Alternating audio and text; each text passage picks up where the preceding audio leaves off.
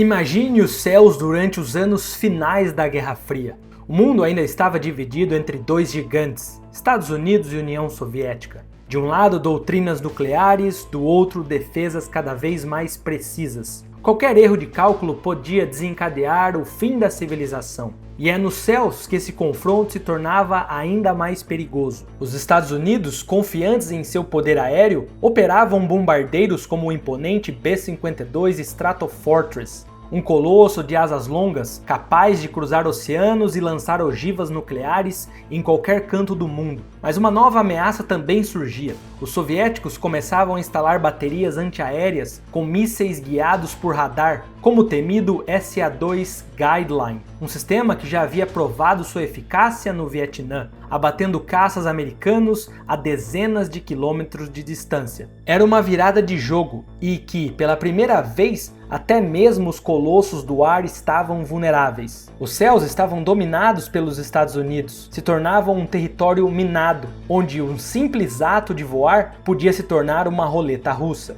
Em meio a essa tensão, surge um conceito que parecia extraído de um filme de ficção científica. E se fosse possível criar uma aeronave invisível? Invisível aos radares, não mais veloz nem mais resistente, mas sim invisível. Dar a uma arma bélica o poder de se tornar indetectável. Um avião que pudesse invadir o espaço aéreo inimigo, atacar com precisão e desaparecer sem deixar rastros. Assim nasceu uma ideia de uma nova geração de aeronaves, não mais baseado apenas em força bruta, mas sim na ausência de presença. Os engenheiros da Lockheed Skunk Works receberam um desafio: construir o primeiro bombardeiro tático invisível da história. Um projeto que uniria matemática soviética, ciência experimental e ousadia americana. O que viria a seguir não seria apenas um avião, mas sim um prenúncio de uma nova era na guerra aérea. Era o nascimento do O Invisível F-117 Nighthawk. Os Estados Unidos, que outrora dominavam os ares com liberdade absoluta, agora via seus bombardeiros vulneráveis a uma ameaça invisível do chão: os sistemas de mísseis antiaéreos guiados por radar da União Soviética. A cada novo conflito ficava claro que o inimigo havia aprendido a derrubar até os aviões mais poderosos. E então surgiu a pergunta inevitável: como continuar dominando os céus, impor medo no adversário sem se expor ao perigo terrestre? A resposta não viria de mais velocidade, nem de mais blindagem, mas sim da ausência da própria presença.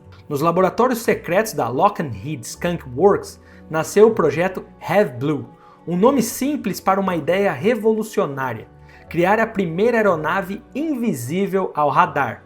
E por mais estranho que pareça, essa revolução começou com um matemático soviético. Eu te explico. Dmitry Anfintsev, um teórico pouco conhecido do outro lado da cortina de ferro, publicou um artigo técnico nos anos 60 chamado Method of Edge Waves in the Physical Theory of Diffraction. Seu estudo demonstrava que a visibilidade de um objeto ao radar não dependia apenas de seu tamanho, mas também das formas e ângulos de suas superfícies. Bordas, curvas, saliências, tudo influenciava o reflexo das ondas eletromagnéticas. O grande erro dos soviéticos foi ignorar esse trabalho. Já os americanos não deixaram passar. Usando os cálculos de Anfintsev como base, os engenheiros da Lockheed criaram um design radical: uma aeronave sem curvas, feita apenas de superfícies planas, facetadas, com os ângulos de um cristal. Esse formato permitia que as ondas de radar fossem dispersos, em vez de refletidos de volta, tornando o avião virtualmente invisível aos radares tradicionais. O primeiro passo prático foi construir dois protótipos, Have Blue 1001 e 1002. Um serviria para testar a performance de voo, o outro para avaliar a assinatura de radar. Era um avião instável, difícil de voar, completamente diferente de qualquer coisa que já tivesse saído de uma fábrica americana. Para acelerar o desenvolvimento, os engenheiros reaproveitaram peças de outras aeronaves, sistemas hidráulicos, trem de pouso, controles de voos adaptados do F-16, mas a forma era nova. O corpo tinha o formato de um diamante angular, com uma fuselagem dividida em planos que pareciam desafiar as leis da aerodinâmica. E de fato, desafiavam. O avião era instável em todos os eixos, pitch e yaw, roll, e só conseguia voar graças a um sofisticado sistema fly-by-wire, que fazia milhares de correções por segundo. Era, literalmente, um avião que não podia ser pilotado sem computadores. Por trás da silhueta angular da aeronave, havia um segredo que não estava apenas no formato. A invisibilidade não dependia só das facetas que desviavam ondas de radar, mas também de um manto especial aplicado sobre sua pele metálica, o RAM. Esse material foi desenvolvido para transformar a superfície da aeronave em algo mais do que simples alumínio ou titânio. Quando o radar dispara ondas eletromagnéticas, a regra é simples: tudo que bate, volta. Mas o RAM muda essa lógica. Em vez de refletir as ondas diretamente para a antena inimiga, ele as absorve, dissipa parte da energia em calor e espalha o restante em direções aleatórias. O resultado é que a aeronave parece ser algo muito menor do que realmente é. Às vezes, apenas um ponto do tamanho de uma bola de tênis em uma tela de radar. Mas a aeronave também possui uma combinação de técnicas: tintas especiais com partículas ferromagnéticas, plásticos condutivos, compósitos em múltiplas camadas. Até o canopy do cockpit foi tratado com um filme dourado condutivo, que impedia que radares detectassem o capacete e o corpo do piloto. Cada detalhe foi pensado para que nada refletisse de volta, mas o manto invisível tinha seu preço. O RAM era delicado e de manutenção cara. A exposição ao calor dos motores, a chuva ou até o vento desgastava o revestimento, obrigando a constantes reparos e reaplicações. Para manter a furtividade, técnicos revisavam cada centímetro do avião, cuidando de parafusos, bordas de asas e portas de bombas. Bastava uma falha mínima no revestimento para que a aeronave se tornasse visível no radar. Mas aquele artefato quase que alienígena voava. E mais importante, era invisível. O Have Blue não era o produto final, mas a prova de que o impossível podia se tornar real. A partir dele, nasceria o primeiro bombardeiro tático invisível da história, o F-117 Nighthawk.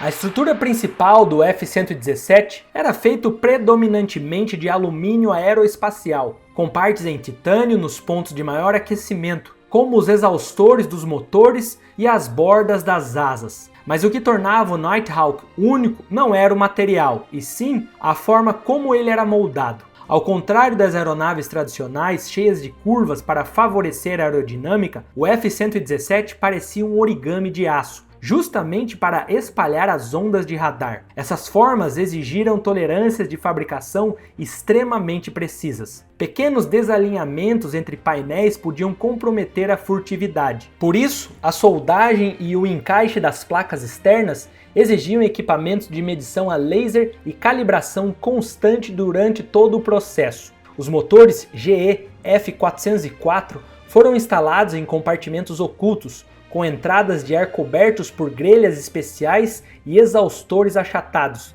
que dispersavam o calor e reduziam a assinatura infravermelha. Placas de cerâmica ajudavam a proteger contra a detectação térmica por sensores ER. Quando o Nighthawk finalmente deixou o solo, não era apenas mais um avião, e sim era a materialização de uma nova doutrina. O primeiro voo em 1981 e a entrada em serviço 2 anos depois foram envoltos em um segredo tão denso quanto a noite em que a aeronave operaria. Agora mundialmente conhecido como F-117 Nighthawk, ele era, na prática, um bombardeiro tático disfarçado de caça, pequeno, angular, feito para entrar, acertar e desaparecer antes que o inimigo tivesse chance de reagir.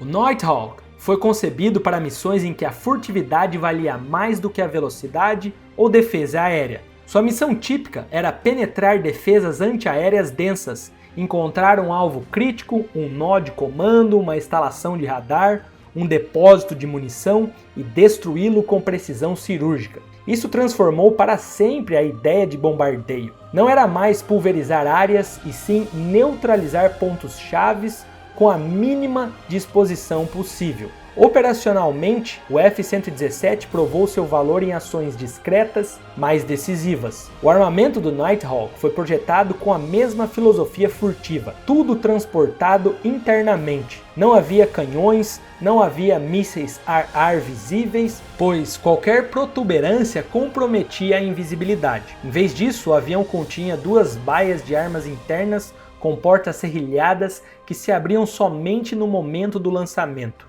A carga típica podia chegar a 2.300 quilos, configurado para munições guiadas de precisão. Entre as armas empregadas estavam bombas guiadas a laser e de penetração, normalmente GBUs 10, 12, 27 e BLU-109, e versões adaptadas para guiamento por satélite, quando a missão exigia precisão independente de visibilidade. Essas bombas permitiam atacar desde prédios fortificados até bunkers subterrâneos com alta probabilidade de acerto, com taxas mínimas de danos colaterais. Além das bombas, o Nighthawk carregava sensores e aviônicos dedicados à navegação e designação de alvos, sistemas redundantes de navegação inercial, capacidade de correlação inercial, GPS, e designadores a laser que orientavam as armas até o impacto. Tudo integrado para que o avião pudesse operar de noite, em silêncio e com a mínima dependência de suporte externo.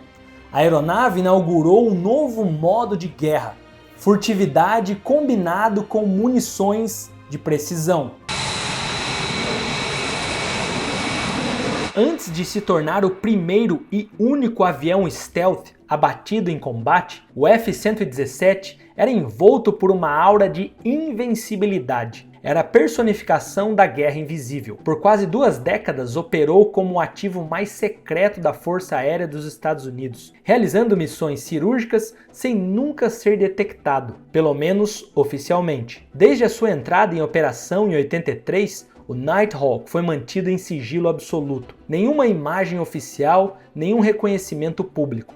As primeiras informações surgiram apenas anos depois, e mesmo assim de forma controlada. Até ser revelado ao público, muitos acreditavam que se tratava de um caça espacial, um projeto de ficção escondido no deserto de Nevada. Seu batismo de fogo veio em 89, durante a invasão do Panamá. O F-117 foi usado para atacar alvos sensíveis, como quartéis e centros de comando, com precisão letal e mínima destruição colateral, algo inédito para bombardeiros táticos até então.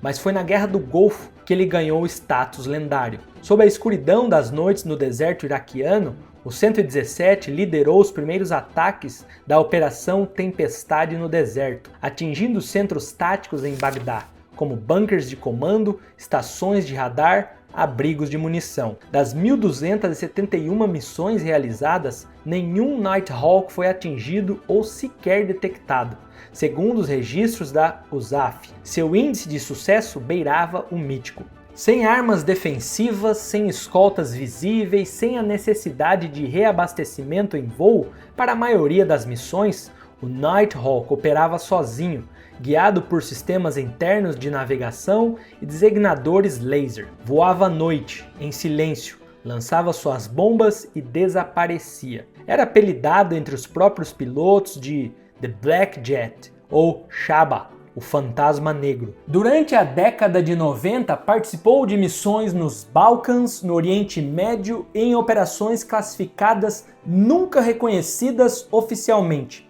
Cada missão bem-sucedida reforçava sua reputação de intocável, até que, em 1999, pela primeira vez, algo saiu errado. O invisível ficou visível. A OTAN lança ataques aéreos contra a Sérvia na Guerra do Kosovo. Entre as armas secretas dos Estados Unidos está o F-117, enviado para destruir alvos estratégicos com precisão milimétrica. A promessa era simples: invisibilidade total ao radar, mas a realidade no campo de batalha estava prestes a testar essa lenda. O piloto Dejel Zelko é destacado para uma missão crítica: atacar alvos em Belgrado, o coração do comando militar sérvio. Era para ser mais uma incursão cirúrgica, sem riscos, Mas do outro lado, um comandante determinado preparava uma armadilha. Zoltan Dani, comandante de uma unidade de defesa aérea sérvia, tinha estudado cuidadosamente os padrões de bombardeios americanos. Ele sabia que a invisibilidade não era absoluta e começou a caçada. Enquanto o F-117 voava em sua rota furtiva, Dani usava radares antigos de baixa frequência, como os da década de 50, que não tinham a precisão dos modernos, mas também não podiam ser enganados com tanta facilidade por formas facetadas. E havia mais. Relatórios de inteligência e observadores em solo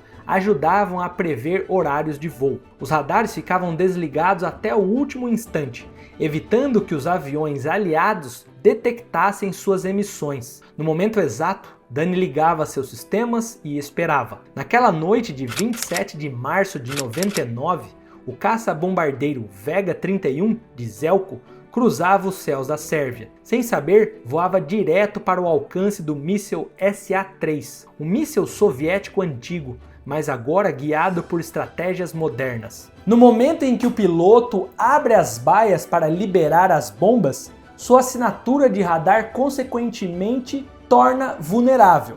Os radares captam o Nighthawk por segundos, mas era o suficiente. 2 mísseis são lançados, o primeiro passa direto, o segundo acerta. Na explosão, o F-117 perde uma de suas asas, começa a girar incontrolavelmente. Zelko tenta manter o controle, mas o avião está perdido.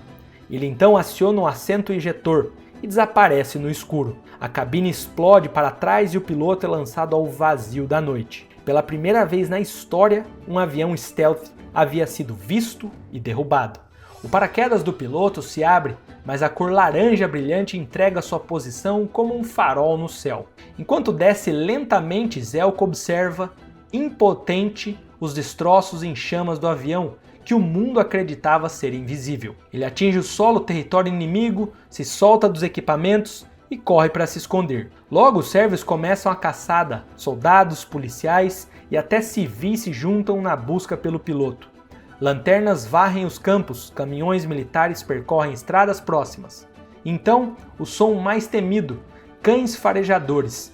Zelko se cobre na lama, dentro de um fosso tentando mascarar seu cheiro. O piloto então aproveita a brecha para acionar seu rádio de sobrevivência.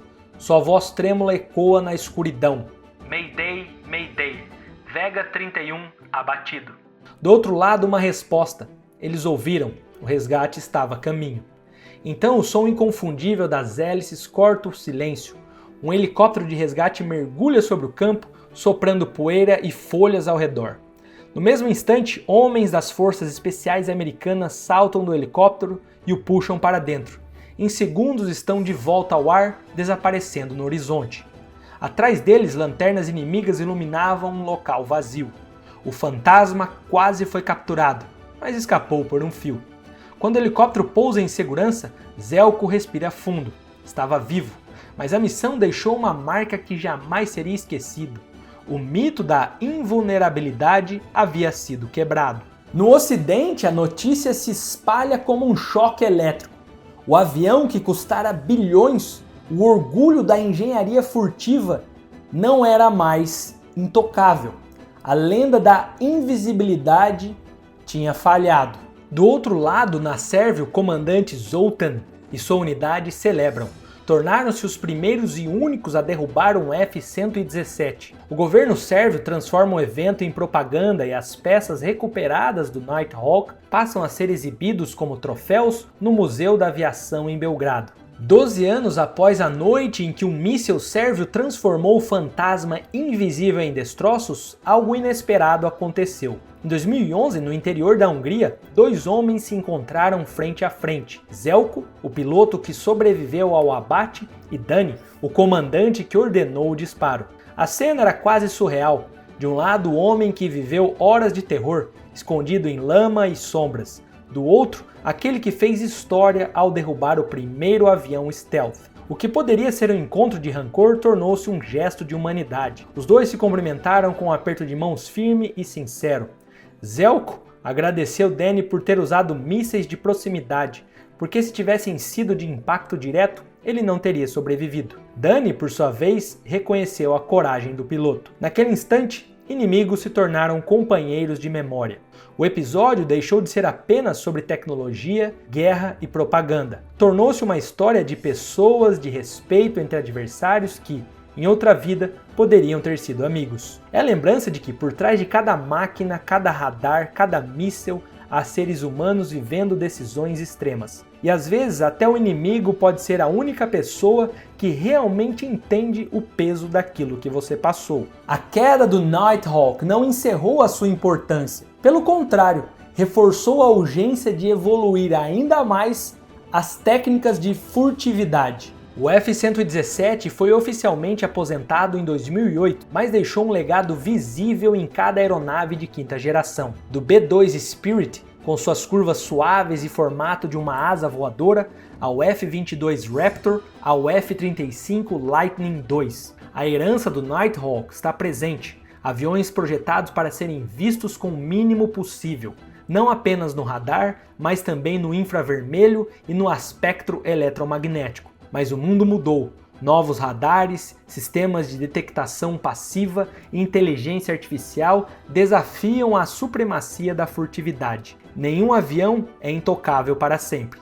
E é por isso que os Estados Unidos já apostam no próximo salto, o B-21 Raider, sucessor espiritual do B-2 e herdeiro distante do F-117. Uma aeronave concebida para operar em ambiente onde até o stealth precisa ser reinventado. Mas a pergunta permanece: será que o stealth ainda reinará nessa nova geração de sistemas de ataque e defesa? Ou será apenas questão de tempo até que os fantasmas do ar sejam caçados outra vez? E ali em cima eu falei do B-2 Spirit, o bombardeiro americano que fez até Vladimir Putin se tremer de medo e que custa bilhões.